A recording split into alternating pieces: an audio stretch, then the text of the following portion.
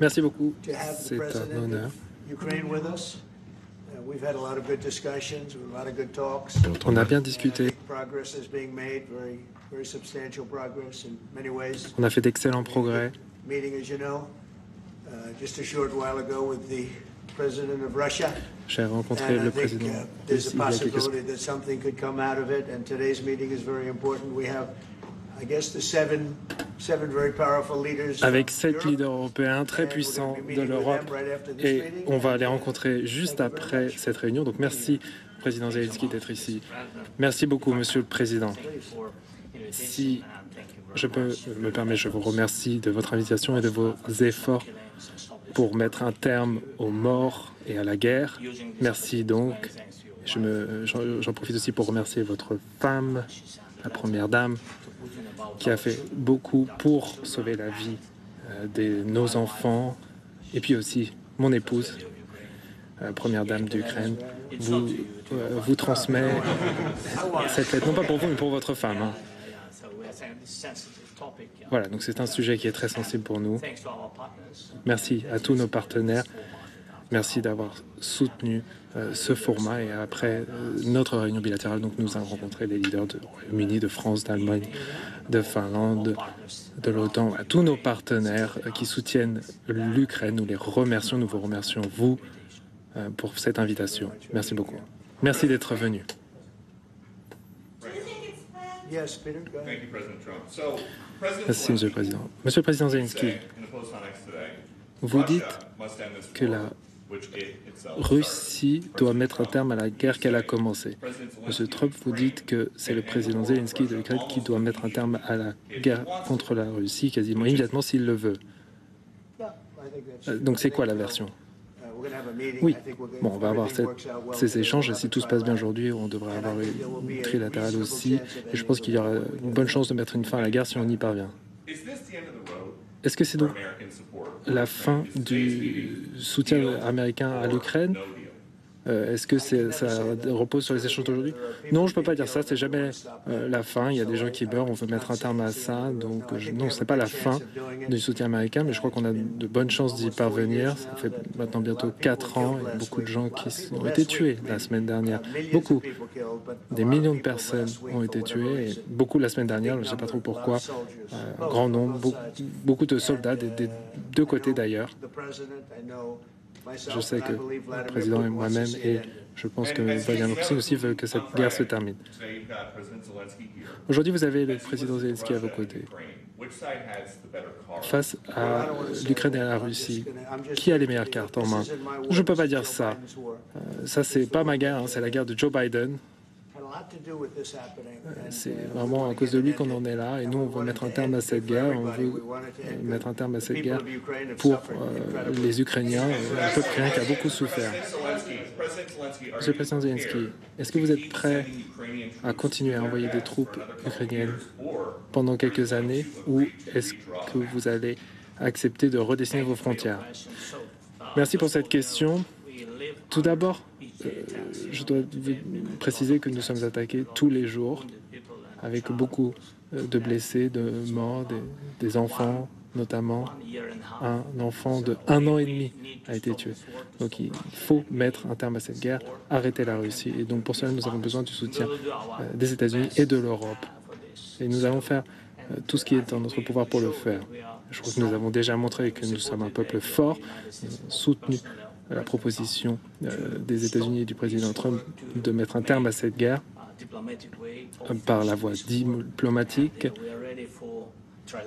Nous sommes prêts à avoir une réunion trilatérale, comme l'a dit Donald Trump. Je trouve que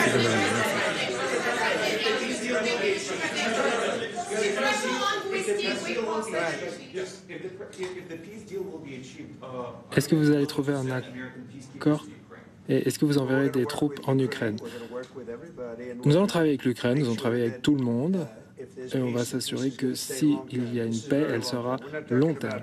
On ne parle pas d'une paix de 2 ans et pour qu'on se retrouve dans la même situation après ça. On va s'assurer que tout fonctionne bien. On va travailler avec la Russie, avec l'Ukraine et s'assurer que tout fonctionne très bien. Et je crois qu'une fois qu'on atteindra la paix, ça va fonctionner. Je n'ai aucun doute.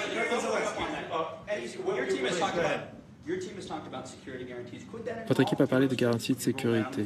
Est-ce que ça pourrait faire partie du deal?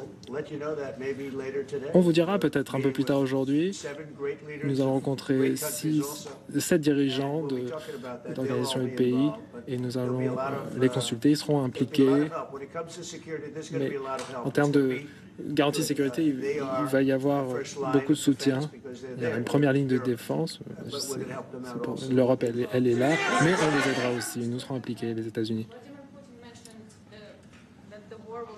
Vladimir Poutine a mentionné que cette guerre ne trouvera pas sa fin sans en traiter la cause.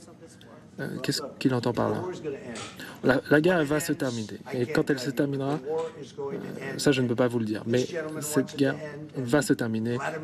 Ce monsieur veut que ça s'arrête. Vladimir Poutine aussi. Je crois que le monde entier en a marre de cette guerre. Et donc, on va trouver une solution. J'ai déjà mis un terme à 6 guerres. J'ai cru que celle-ci serait la plus facile, mais il se trouve que non. C'est assez difficile de mettre un terme à cette guerre pour de nombreuses raisons. On en parle depuis longtemps maintenant, mais voilà, il y en a d'autres aussi, l'Inde, le Pakistan. Voilà, il y a d'autres endroits. Si vous regardez ces autres guerres, allez en Afrique, regardez la guerre au Rwanda et avec le Congo, la République du Congo, une guerre qui dure depuis 31 ans. Donc voilà, on a déjà mis un terme à 6 guerres, sans compter le fait qu'on a complètement décimé le programme nucléaire, les potentielles possibilités nucléaires de l'Iran. Donc voilà, cette guerre aussi, je crois qu'on va y trouver une solution. J'ai confiance.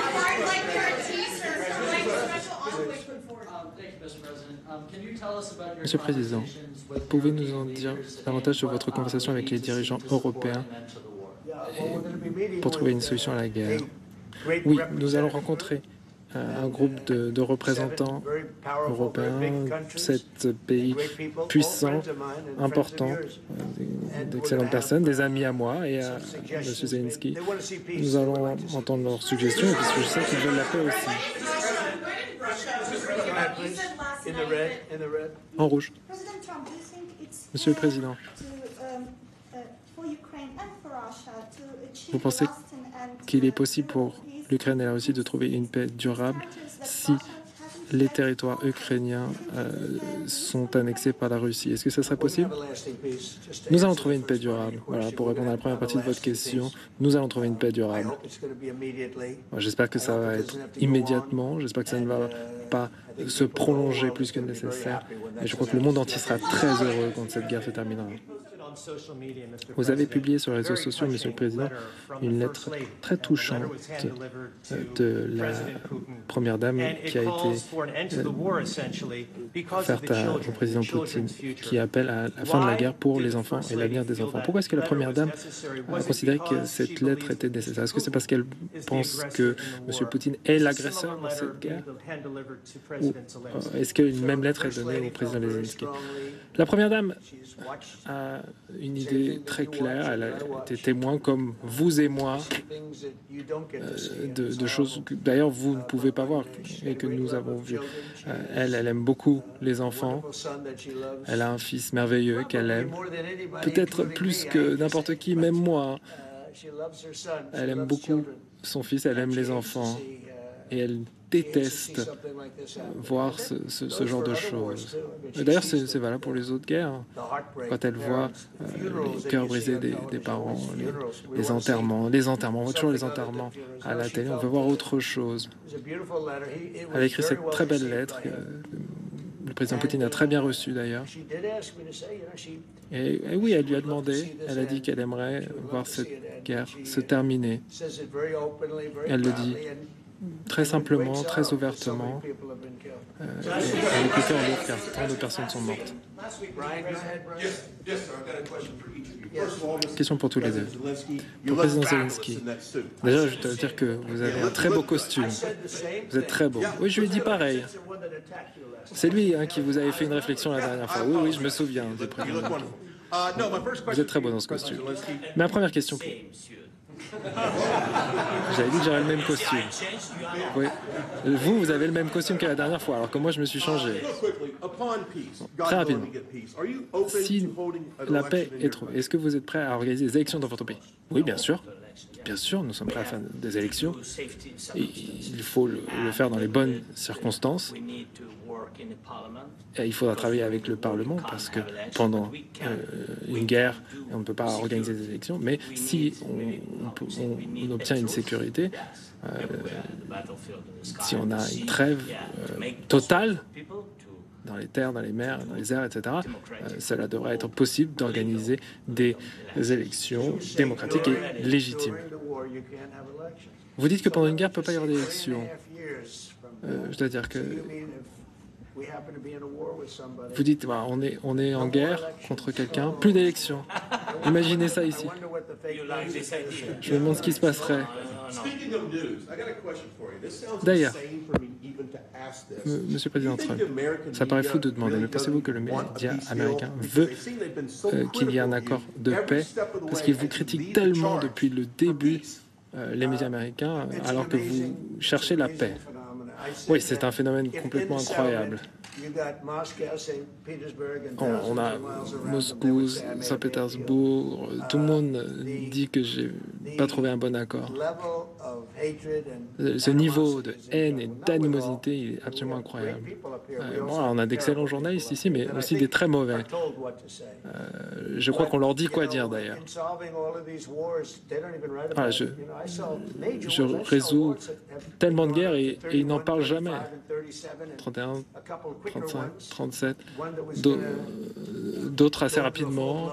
Il y avait une autre qui allait mener à une fin de manière imminente. Mais voilà, ces médias, ils n'en parlent jamais de ce que je fais. Peu importe ce que je fais. Ça n'a rien à voir avec vous. D'ailleurs, c'est sûrement un avantage pour vous. Mais peu importe ce que je fais, peu importe l'accord que j'obtiens, le résultat, c'est que Zelensky a bonne figure, Poutine peut-être aussi, et ils vont dire Trump a été catastrophique. Et voilà, je vis avec ça depuis très longtemps.